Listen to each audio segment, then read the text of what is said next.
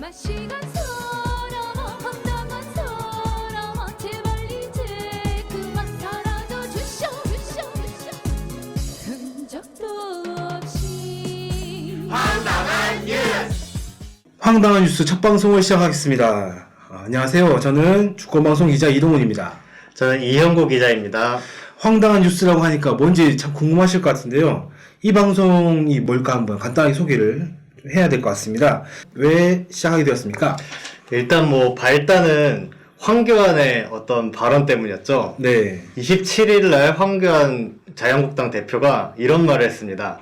언론이 좌파에 장악돼 좋은 메시지를 내놓아도 하나도 보도가 안 되고 실수하면 크게 보도가 된다. 이런 말을 했는데요. 황교안 씨는 그러면 좌파 언론이 뭐다라고 생각하는 걸까요?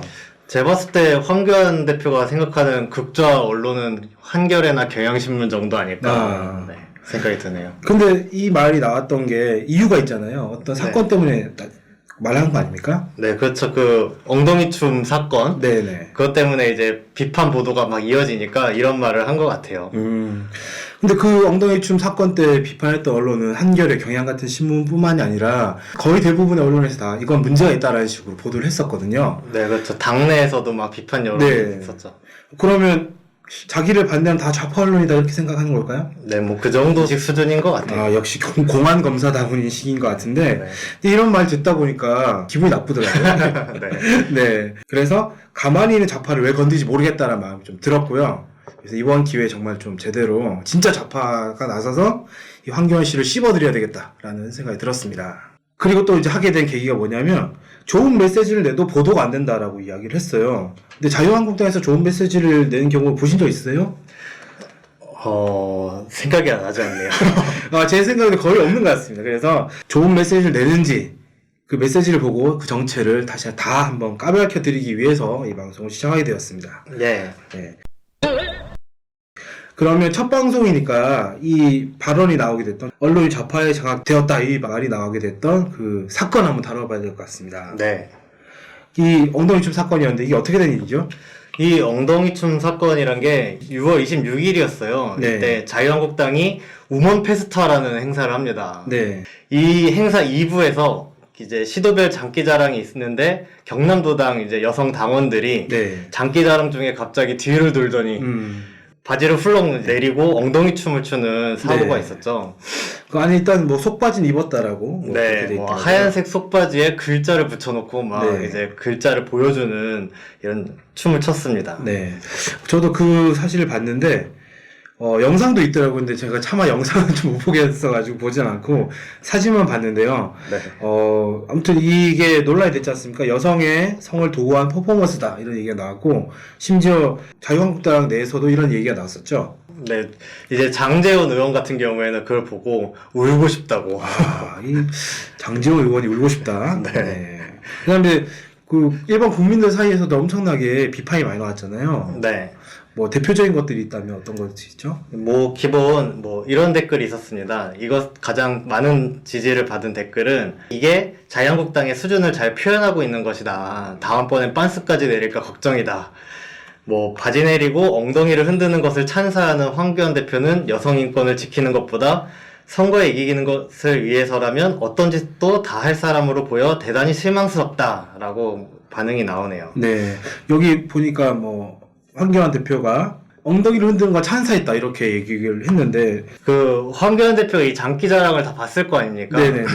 이 장기자랑을 보고 나서 어떤 이야기를 했냐면은 이런 엉덩이춤 이건 좀 과한 것 같다 이런 발언을 한 게 아니라 네.